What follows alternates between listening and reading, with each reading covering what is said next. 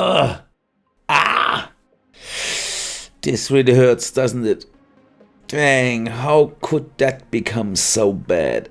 Well, to explain this, I will have to share a little story with you, and then we still need to fix this, and while at it, also get rid of this mixed low and high density zoning in the area and replace it with real high density. And since we are going to make some drastic changes already, let us also rip out all these asymmetrical roads and replace them, because this entire area was supposed to be bikeable.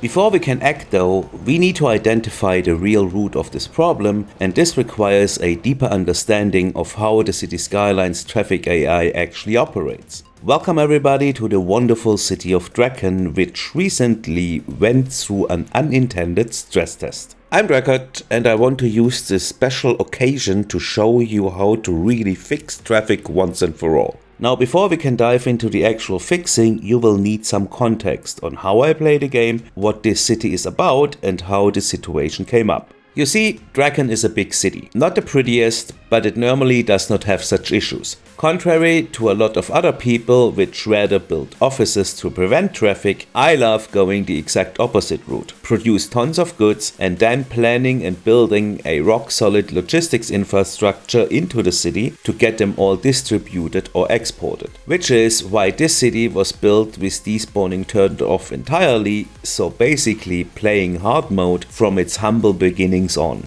Because I love planning and building proper logistics. So the more difficult it gets, the more thrilled I am to solve it. The issue with that approach is, yes, it provided me with a lot of fun feeling challenged throughout the building of the city, but I had no simple option to stress test the city because I was already playing on the highest difficulty, so to speak. It actually needed such a rare event like the one we are going to talk about, causing all this mess, to show me, hey, you could do better over there. So in my Let's Play series, I started to expand over to this island. My first thought on how to supply it was, we have a cargo hub here in the industrial zone, let's put a cargo port on the island and see how that goes. Well, it worked for a while until the island started growing, which caused lots of freight trains heading over to the cargo hub, delivering it with goods to ship them over to the island. Each and every system has a bottleneck. In this case, the cargo hub attracted too many trains for it to handle, which resulted in trains queuing up on the tracks. And this queue then finally reached up to this big railway junction, causing the entire distribution system of the city to come to a complete halt. Clearly this was not working, so what are the options? When I started the island project, I told you, my viewers, that I didn't want to tunnel or bridge over to the island. Sadly, there is no way of dedicating a specific cargo freight ship building to establish a route to a specific other port. The traffic AI will always pick the shortest route. You may have heard or read this term in the forums, on Steam or Reddit a lot already, but to my surprise, most people do not get what it really means, like how the traffic AI in City Skylines really works. You see, most City Skylines players consider the term shortest route to refer to this behavior where the fire truck picks the highway ramp because of its faster travel speed over the regular road to get to the burning building faster. What most people do not understand is that the shortest route also means that the traffic AI will pick the closest option for an action. In this case, it picks the nearest fire station, even though those fire trucks on their way to the fire would have to pass by another fire station, which also could have sent out its trucks. So this target selection, as I would call it, is based off mere distance. Yeah, I reuse footage from one of my older videos, so eventually you want to check those out as well. Oh, and while you're at it, you probably want to do a thing. To supply the island, we would need multiple port buildings to work in parallel. But because of the shortest distance thing, there will always, no matter how we reshape the harbor area, be one port building favored over others. This one will attract more trains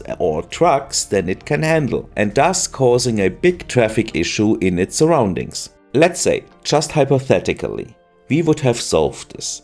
and by some miracle reshaping of the harbor area and positioning the ports exactly in a way that this industrial area would diffuse its deliveries over multiple port buildings. Even then, the same issue would cause all the freight ships getting spawned to favor the first port on the island over eventual other docking options and queue for this single port, causing a traffic disaster over there. So, supplying a bigger island by cargo ships is not a feasible option in City Skylines. We would need something that would allow us to utilize the throughput of several docking buildings in parallel, that is scalable to whatever throughput would be required to match the island's demand. My usual approach would be railways, because railways are like the highway ramp, trains travel faster than vehicles, so the traffic AI is clever enough to figure out that the distance from the origin to a railway station and its speed reaching the railway station closest to the destination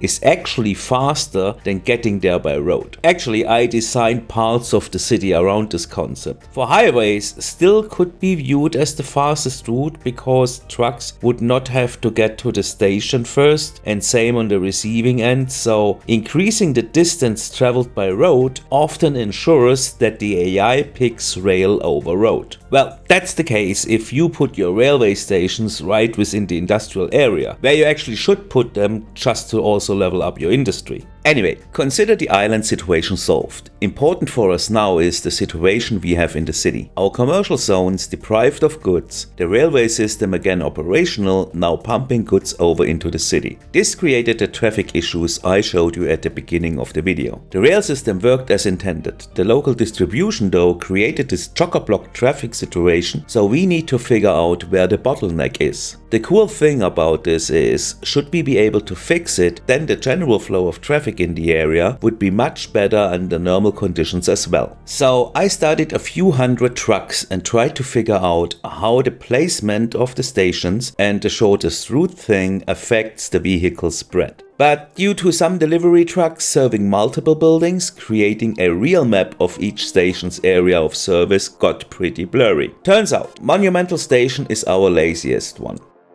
Academic Supply drives the longest distances all the way down to the amusement park because of good access to the highway. It manages quite well due to the support from Monumental and Far West Distribute.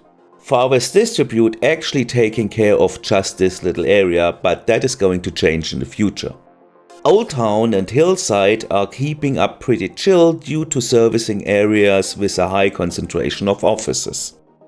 So pretty much Red Light Station and Commercial Downtown are the busiest. No wonder with all the high density commercial buildings in the area. But especially Commercial Downtown is also involved big in supplying this strip in the south. Turns out the real issue is the speed at which the rail stations process returning vehicles is way slower than sending them out. So we have a throughput problem for empty vehicles returning to their stations, which then created this big clog up of traffic, also interfering with the regular traffic in the area. So what this area needs is an additional cargo train station. If we put that right in between those two, then its area of influence will shrink those of the others, so they have to work less to supply their area, which drastically reduces the amount of trucks each of them will have to deal with. Let's do that and then compare the before and after.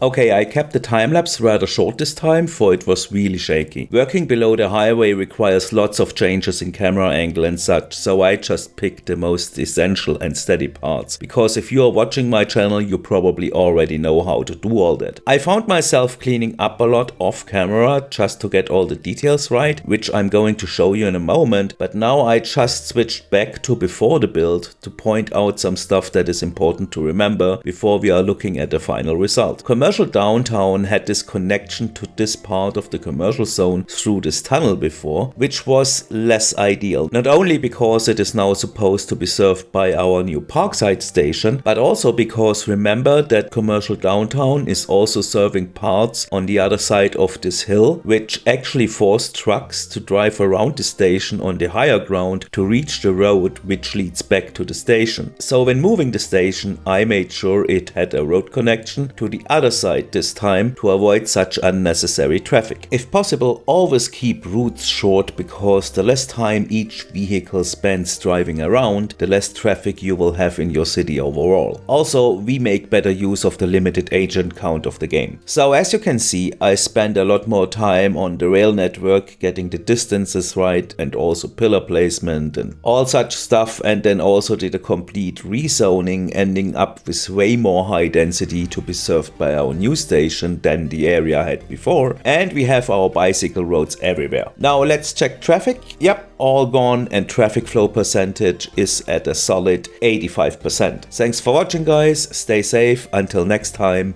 bye.